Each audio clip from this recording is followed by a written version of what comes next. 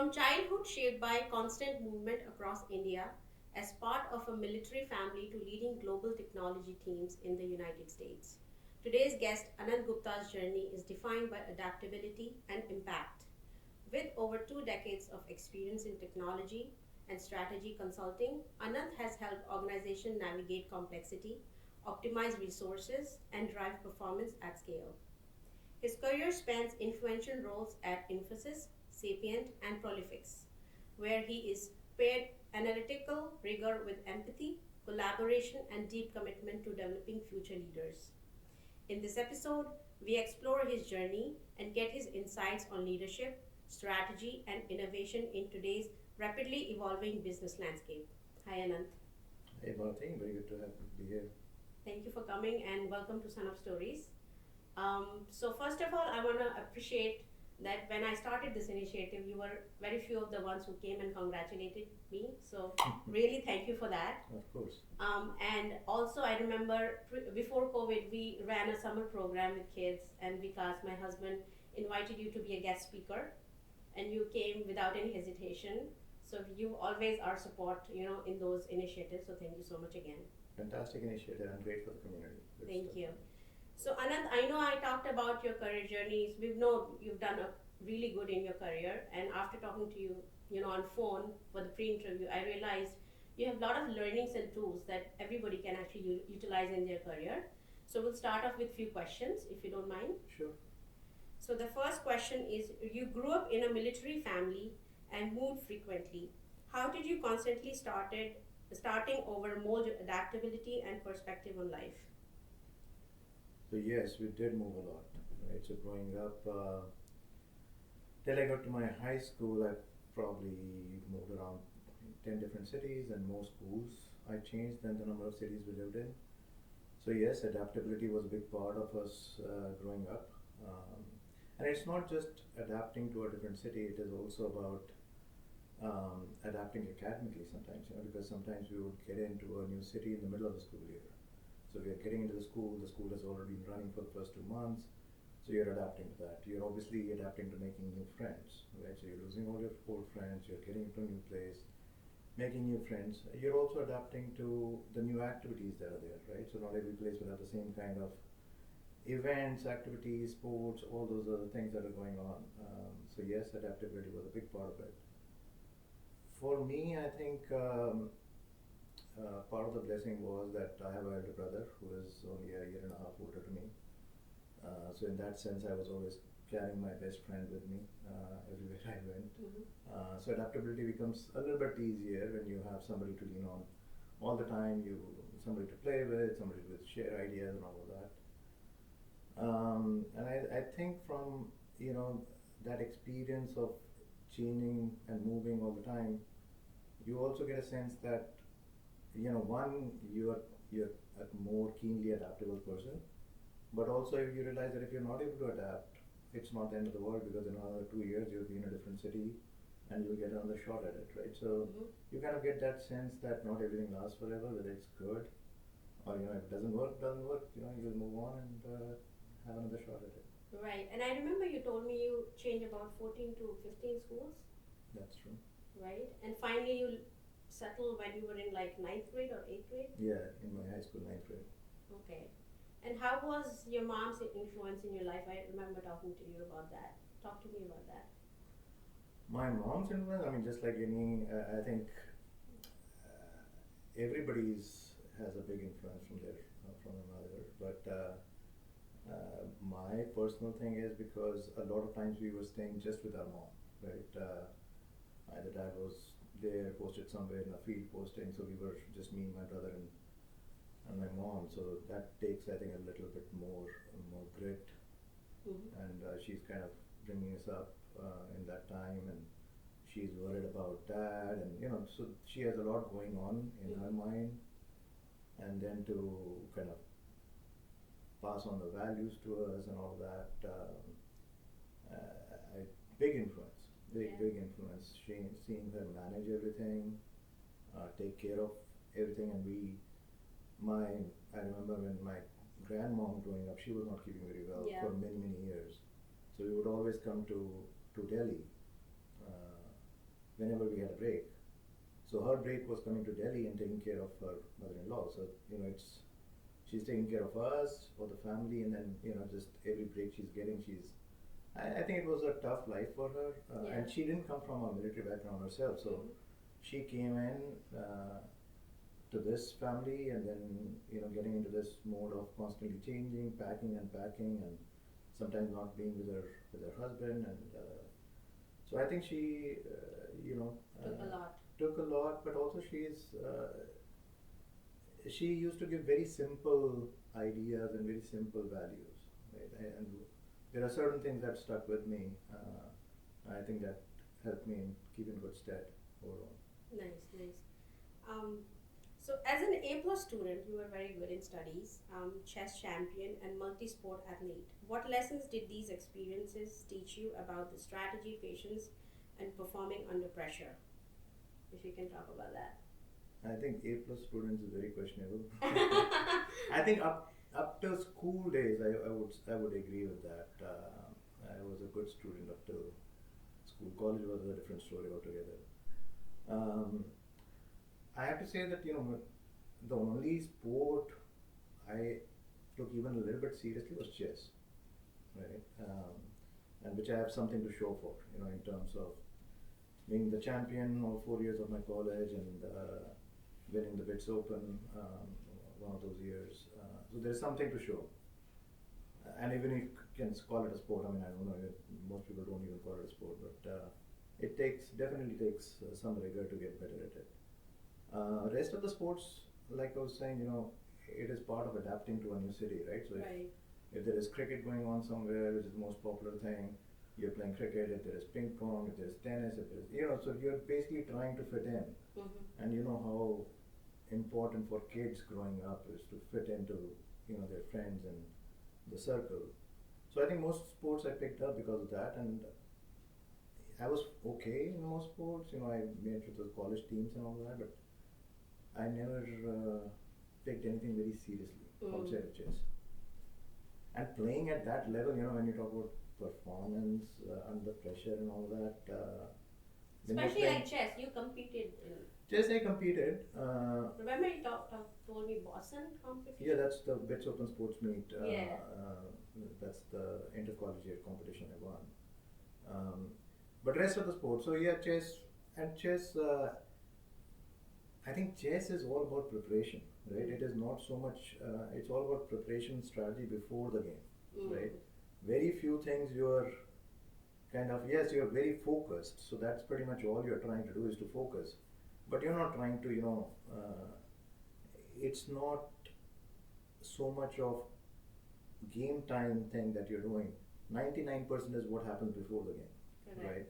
Right? That was my second question. How did you think, even though it was not very serious, you really played because of your fun, but I think it really helped you along the way, playing sports. Yes. See, a lot of team sports, right? I mean, especially team sports. You realize that you're not in control of everything, right? So one, obviously, you're to trust your teammates, to do all the right things and all that.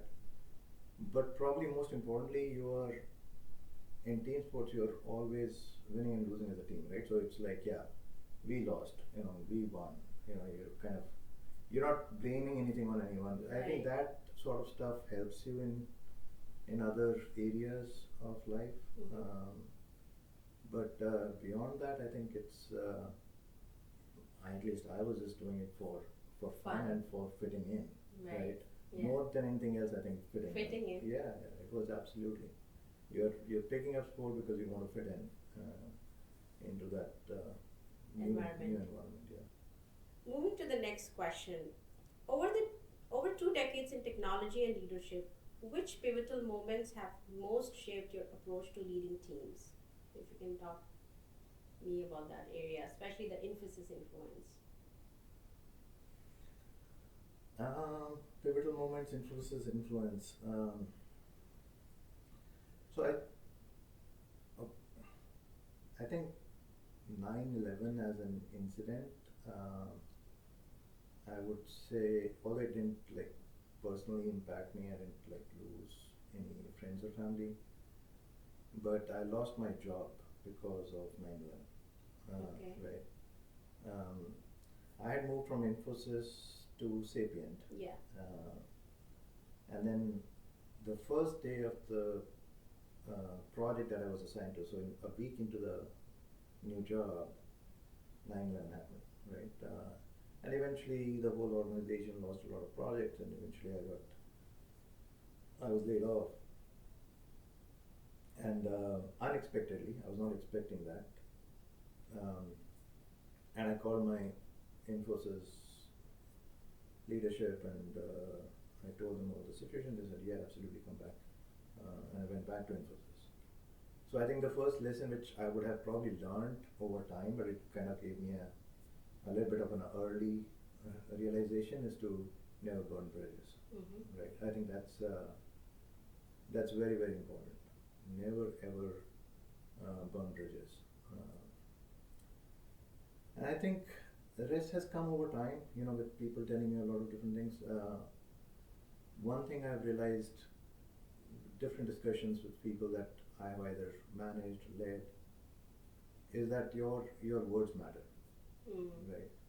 And as you go up the corporate ladder, if you will, your words matter more and more, right? They matter as much, if not more, than the decisions you're taking or the actions, right? So you have to choose your words very wisely. Is one of the things that, like 2 decades, it's probably been more than 2 decades, but yeah, that's one thing that has definitely, it's something that I tell people: choose your words very, very wisely, because you don't realize, when you are growing into that role and you're not at that very impactful role, you don't realize, you're talking to your friends and colleagues and peers, and you say something little bit off, not right. It doesn't have that kind of impact. Mm-hmm. But when you are in a leadership position, your words have a lot of impact, and it has an impact on people. That leads to their motivation or demotivation. That leads to the performance of the organization. So your words actually translate into the performance of the organization. You have to be able to make that link, and you have to realize that it has a big impact. Right? So yeah. And also the word should match your actions. You should not be just saying it and Absolutely. not really doing anything about it, right? Absolutely. You need to stand up to your commitments, right? But just, I'll give you maybe an example of that, right? In one of the organizations where there was at one point in time a lot of layoffs happening, right? So a lot of people were released, and obviously people fell into a lot of hardship. They had to make some hard decisions in their life.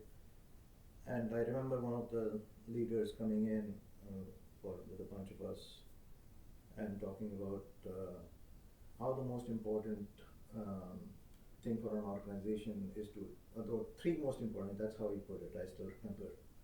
Three most important things for an organization to think of all the time is to increase shareholder value, increase shareholder value, increase shareholder value, right? And he might have, whatever he was thinking about saying, but those words that he chose were not very nice. Yeah. Those were not wisely chosen. It was not the appropriate time to say those things. Whatever your thinking might have been, I'm not saying he was a bad leader or anything, but the words that he chose were not right, right? And it impacted a lot of people who were there, right? It demotivated the whole organization, right? So that's where I was saying that the words have to be chosen very wisely. Yes, they have to be, they have to be in sync with your actions and all that, but the words themselves matter. Right. And tell me about the mentors you get during Infosys. Like, remember you did a lot of team activities. Yes. Tell me about that experience. Yeah, Infosys was, I consider it my first job, although technically it wasn't. It was my second, but my first job was very short stint. And I was very, very lucky. I had some fantastic mentors. In fact, my first boss was my mentor, and he actually passed away last year. Big cardiac arrest and gone. But he was, his words or whatever, some of the things that he told me still are with me. But we used to, just emphasize that a lot of fun activities. The campus itself was great, but they used to have a lot of fun outings, team building outings, and stuff like that before we used to start every project. Um, but there were some golden things that uh, the mentors told me, which at that point of time I didn't realize. But over time, then you start thinking back, and you say, oh yeah, this is exactly what he said, right? And this absolutely works, right?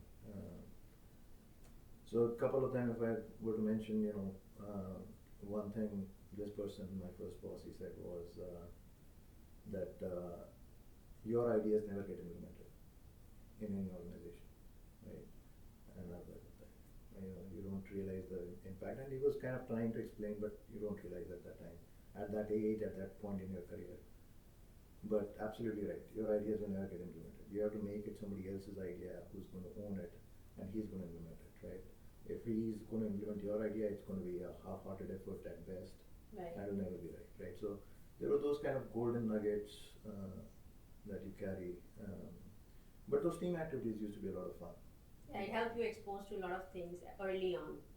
A lot of things you kind of in a very short time, like over a weekend, you get to know a lot of people.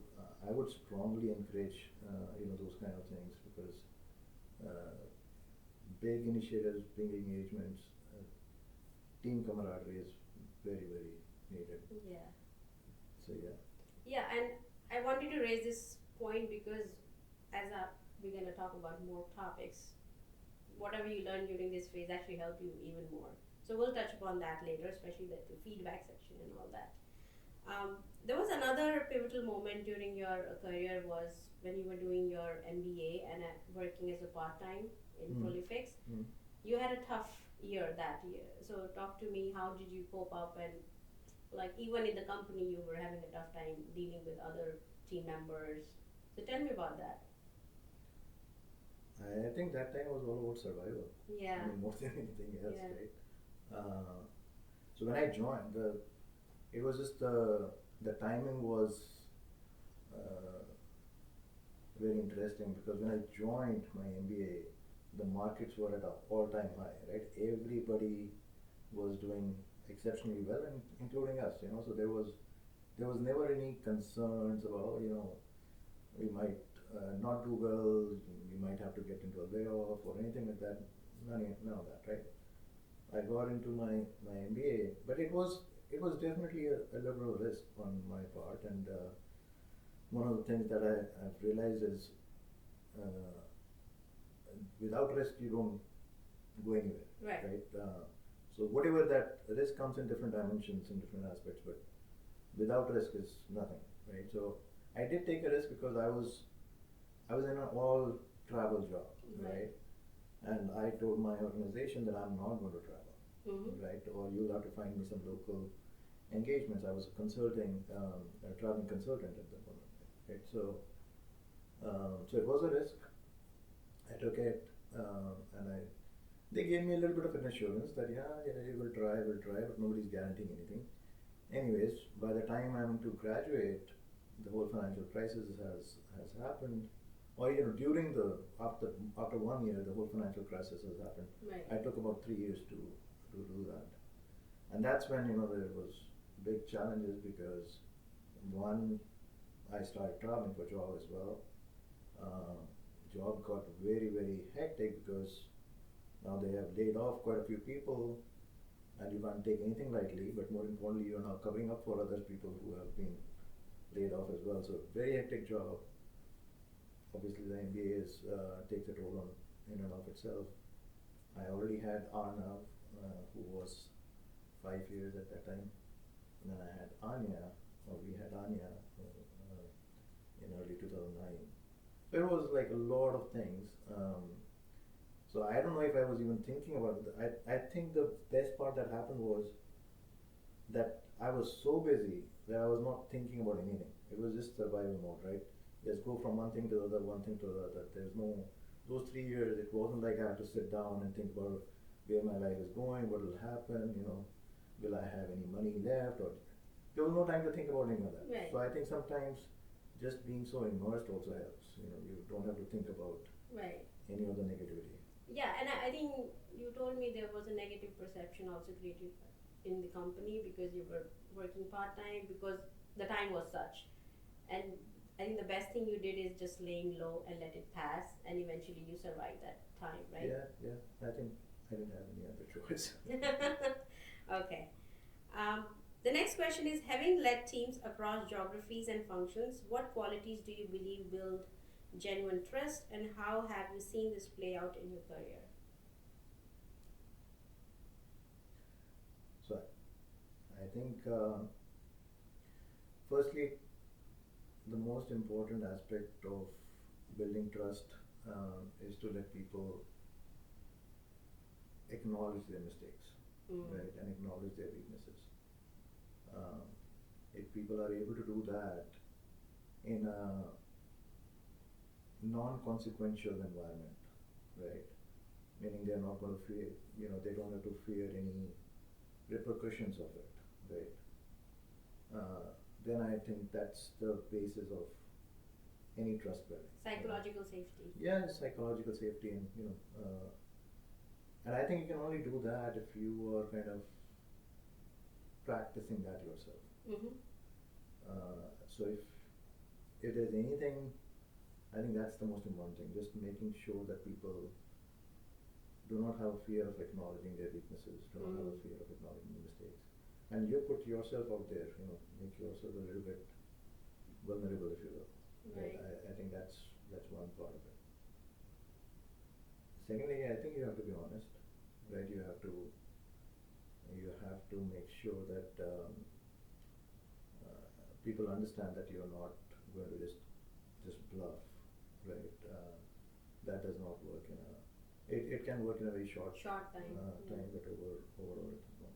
So like I find myself quite a bit saying, like, if somebody is expecting me to do something, I don't typically say that no, I cannot do that, right? I can, I don't want to, right?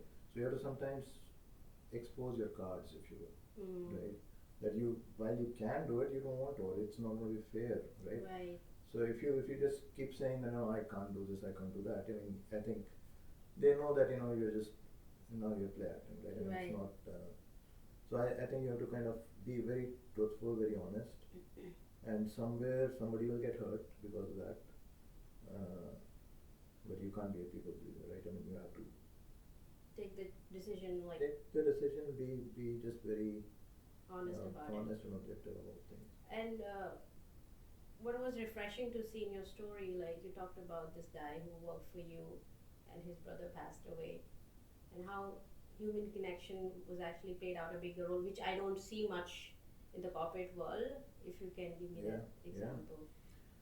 Yeah, at the one that you're talking about, one of my colleagues, he was reporting to me. His brother, who was very, very young, he died in an accident, and he went to India. He was here. His brother was in India. He went to India, and obviously we had a few discussions. I kind of assured him that don't worry, and I was like just calling him out of knowing that he was going through a very bad phase and all that, and then eventually he moved out of our Prolifex and he joined a big organization, and a lot of our people were trying to get business from that organization, and eventually I called him, and long story short, over the last maybe 8-9 years, we have probably done around $15 to $20 million of business with them, right? So, and he would constantly, he once said to me that you had called me, you had told me this. So sometimes again, going back to your words matter. What you don't realize is a big deal for somebody else. Right. So you have to kind of be cognizant of that. It could be keep doing the right things. Sometimes it could just be a very big thing for somebody else, and it could translate into a big thing for you, which in this case it did. Right. And also, you were not aware of there was an award for like the best CXO, And because you had that influence on other people, you actually won that award without even realizing it. So that was another example. That's true. Yeah. That's true. Yeah. Okay, moving along. How can young leaders navigate through tough situations, provide constructive feedback, and develop talent while ensuring top performers feel recognized and challenged? I think the last one, the top performers being recognized and challenged, I think it's probably one of the toughest things for any organization to do. It's very tough, Yeah. right? Because it's quite subjective, right? Firstly, what is top performance? Like a star performer.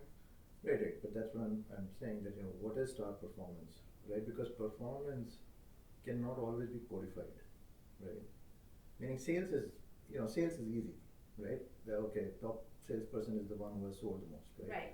But in an organization where people are performing different functions, not everything can be codified. That's right? true. Not everything can be like, okay, this matrix has to be here. It's not like You're that. not measuring it. You're not measuring every single thing in that way, right? Right. So recognizing top performers is very tough, right? Rewarding top performers is also very tough, right? So sometimes people take the tact of, here are the metrics, this is the top performer, because he or she is the top performer, we need to promote them. Right. And I think that's another fallacy, that people should not be promoting a top performer.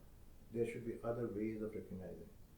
Because one of the things that I've realized over time is a top performer in one role absolutely does not translate into a top performer in the next role, Right. or a step up role. Right. And they might be very happy in that current role and they have to be rewarded. I think the reward being promotion to a next level is something that I have always challenged, right? Because it takes a toll on the organization. If you promote a good person into a role that does not match their skill set, or that Right. does not match their passion or what have you, it can bring the person down, it can bring the organization down, right? True. So you have to be very careful. So that's, what was the other part of it? Young leaders navigate through tough situations and provide constructive feedback. So firstly, if young leaders are facing tough situations, they have to be very happy, right? Because tough situations mean that there's a need for a leader, Right. So firstly, they have to recognize that and acknowledge that, okay, this is actually validation that my role is actually needed. If there is no tough situation, they should be very worried Right. if for a month, 2 months, there is no tough situation that is coming up, right? Because your role might be at risk. Correct. Right? So I think that kind of mindset or that perspective. Be comfortable with it. Be comfortable and, embrace it. Right. Right? That it is. It's a challenge. It's a challenge and you are there for that. Correct. Right? Otherwise people won't need it. Right. Right? I think feedback is very important as well, but I think feedback, one thing I always tell people is, feedback is almost like consent, right? You have to consent to get feedback and you have to gain consent to give feedback. Right. Never give feedback if the other person doesn't want it. Even if your direct report, if they are not performing well? There are other ways to do it, right? You have to get people's consent. If they are not respecting you, they will not give you consent, then there is a different problem altogether, right? So you have to, irrespective of the position in the organization, and if you are a senior, if you have a direct report, and the direct report is telling you that they don't want your feedback, there is a bigger problem. Usually they don't tell because they will never tell, Yeah. right? But I'm saying that consent is still important. Right. If they don't want it, that means there is a bigger problem in your relationship with that. Correct. Right?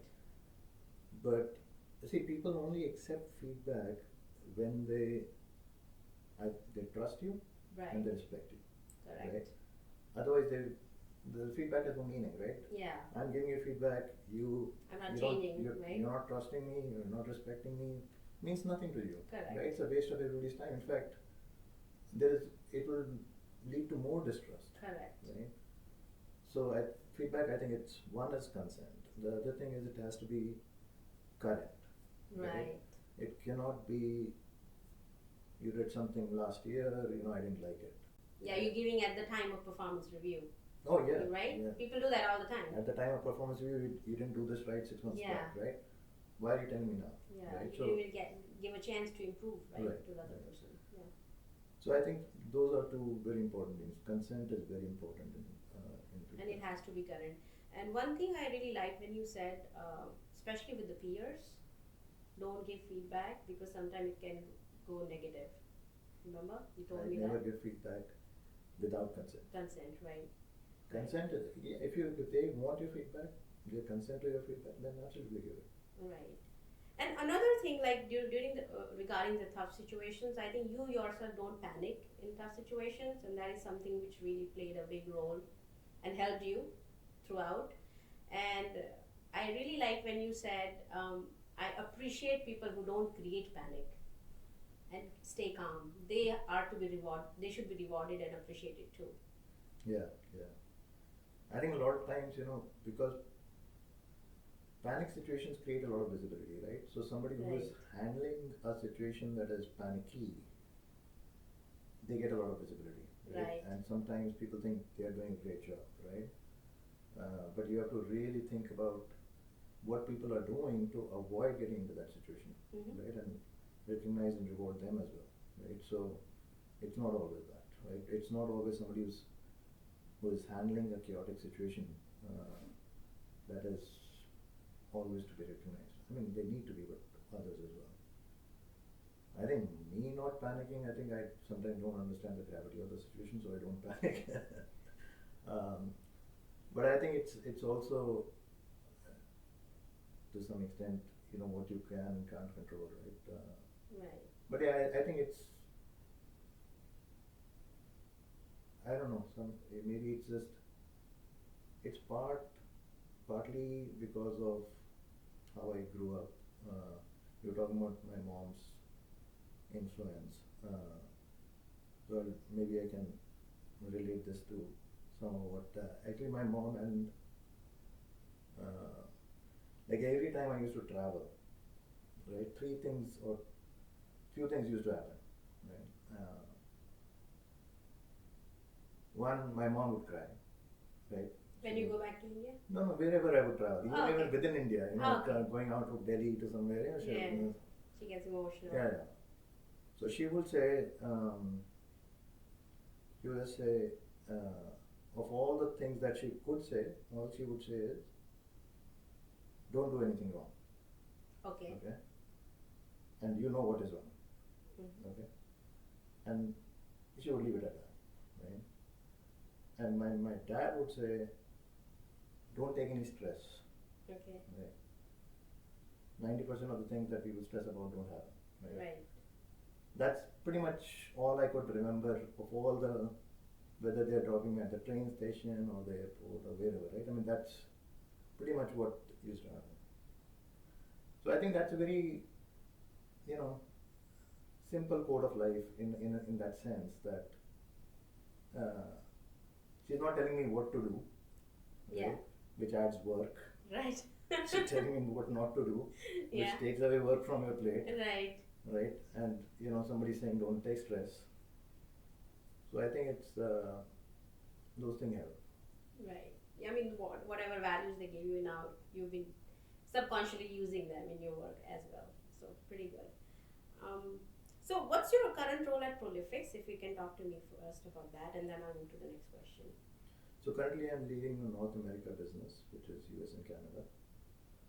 We primarily serve the financial services, healthcare, and retail industries. So I'm managing those accounts, and I'm responsible for everything outside of direct sales teams, which are the hunters. So I'm responsible for the marketing function, I'm responsible for the delivery function, responsible for technical sales teams, for what we call customer success leads teams. So outside of direct hunters that we have in the organization, I'm responsible for.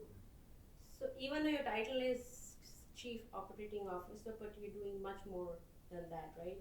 Yeah, yeah, Right. So yeah. Sure. what all it entails, like position? Yeah, all of these functions. Okay. Yeah, I have a responsibility of, optimizing the resources in the workforce and making sure that we are becoming the most profitable organization that we can. But we are a small organization. We are mid-sized. I won't say we are small. We are about 2,500 people across the globe. It was 125 when you joined this company, right? Yeah, it was less than 100 people when I joined. And it's 22 years now. It's 22 years now. So yeah, we have grown. We have grown organically and inorganically. But yeah, chief operating officer is a designation because typically that's a designation given for the next step of role to lead the business, right? Okay. So, but it entails all these functions. Okay. How do you see the role of executive leadership evolving in the next decade, especially in an AI-driven world? And what skills will future leaders need most? So I think AI is going to drastically change a few things, and a few things will stay the same as far as like leadership is concerned, right? So one, I think today, how leadership is measured is your decision making ability, right? Correct. To say, okay, are you making the right decisions, right? So there's a lot of emphasis on the quality of decisions, if you will. And to some extent, it is about how you are promoting the culture in the organization and all that. I think if we were kind of talk about leadership, maybe we can talk in those two terms, right? So I think the shift is going to be much more on the culture than on the quality of decisions, because I think that's where AI is going to start helping a lot more, right? Give me an example when you say culture. Culture is like things, AI and culture, how that will go. So be together. culture I would put as things that cannot be measured. Right. Right. So you're just going to work every day and doing the right thing. Correct. Right. You're not thinking about, does it improve my matrix that I'm measured on or not. You're just doing it. Correct. Right. Whether you're talking to people, whether you're talking to clients, you're just doing things because that's the right thing to do. Correct. Right. And you're pushing yourself, pushing your boundaries, whatever it is. It is not always thinking about, do I meet my targets by doing this? Right. Right. That is culture. Correct. Right. So anything that you're not doing because you're being measured on that, or you're doing not because you're being measured on that, but because that's the right thing, that's the innate thing that your organization is has, on. right? Yeah. That's so all the core values and everything, kind of that's the culture part of it. The quality of decisions is based on the things that you're seeing, based on the data that you're consuming. This is the thing, I have to set my portfolio like this, I have to invest here, I have to expect this kind of ROI here, I have to do this. This is all quality of decisions, right? Correct. So what I was saying is, and maybe I didn't articulate it right, but there's going to be a lot more shift from a leadership perspective to focus on the culture, because AI is going to provide a lot of help on the quality of decisions. Oh, okay. Right. Got it. Yeah. Obviously, it's going to be able to analyze the data much more. It is going to be able to harness that, and it's going to be able to give you a lot of recommendations that you can go with.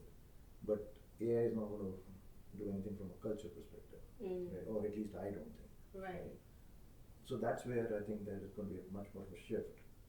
And then I think the other thing that is not going to change is even today, leadership's role is to really act as a medium, as a translator, if you will, between the different roles, right? Because every role speaks a different language, right?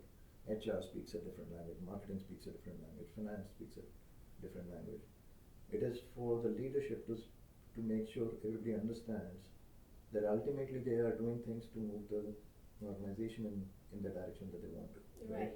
And how their contributions are helping towards that. So that translation role is not going to change, right? They still will have to bring all these people together. Correct. They will have to still help them understand the mission and vision of the organization, right? So I think those are going to be critical, and I don't think they are going to be changing all that much. Um, but the quality of decisions, I think there is going to be a lot of that. Okay. I want to ask you, since we have our kids in high school now, ready to go to college, it seems like college is seen as not important as it used to be. How do you see that shift happening, especially for our kids when they're going to be ready for for the workforce down the road? Like, how do you see the whole evolution of that? If you can talk about that. Mhm. So there's a saying, right? There's a saying that the more things that change, the more things remain the same, right? Right. So uh, I don't think education changes, Mm-hmm. right? The need for education changes. I don't think that is going to change, right?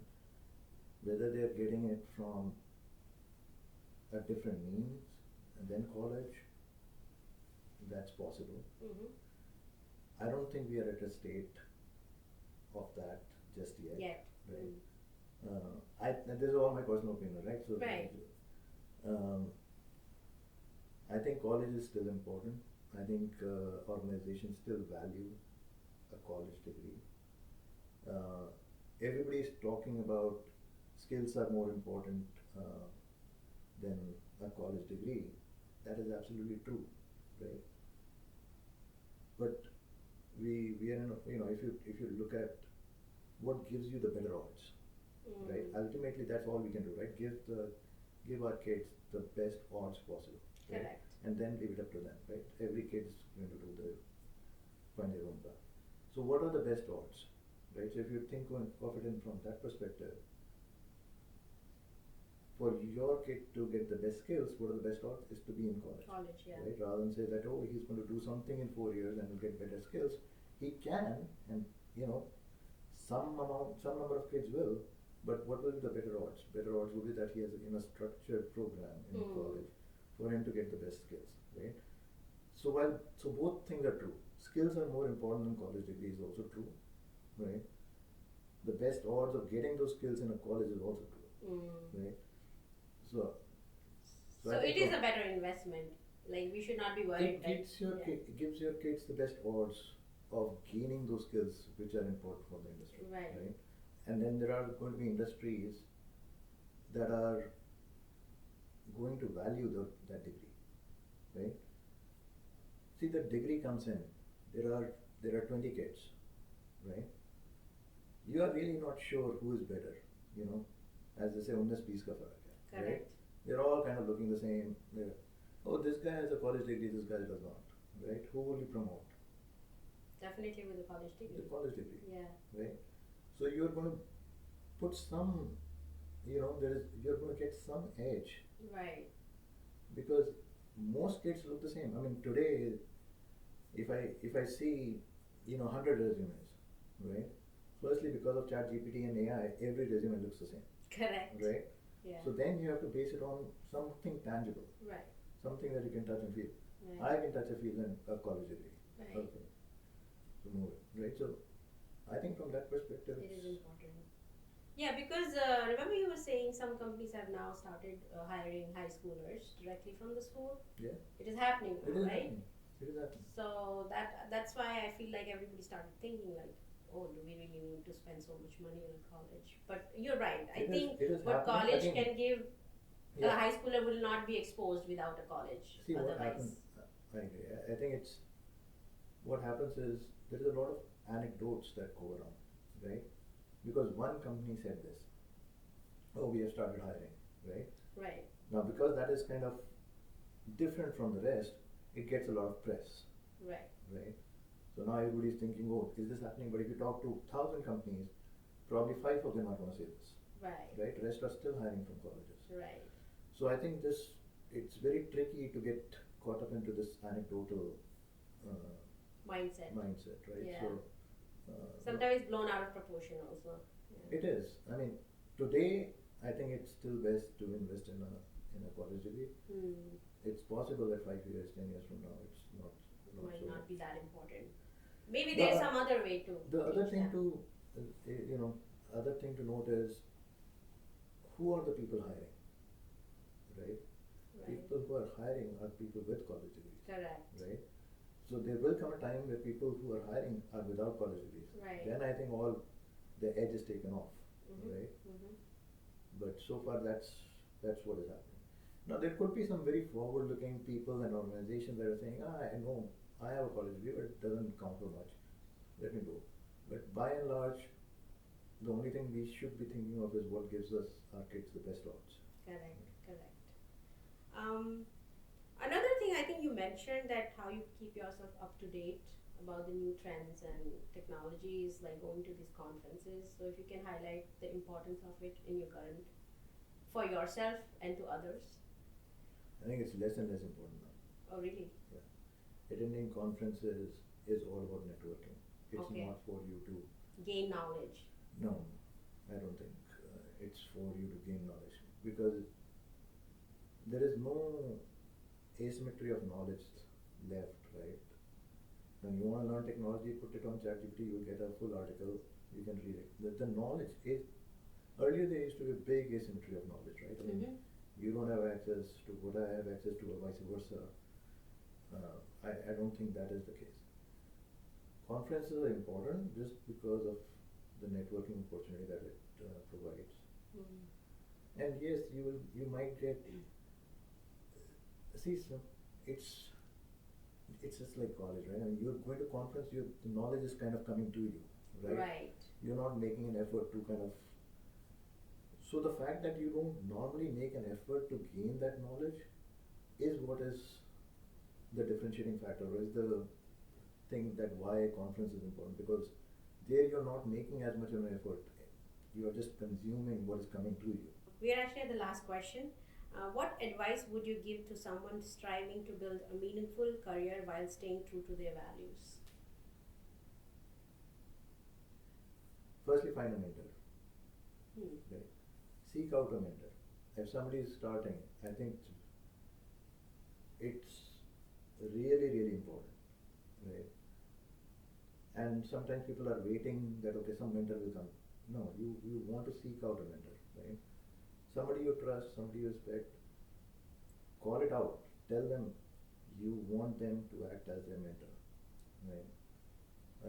I think that kind of saves you a lot of years, because the kind of advice that they will give through their experience, I think that's going to be a game changer for most people. So find a mentor, right?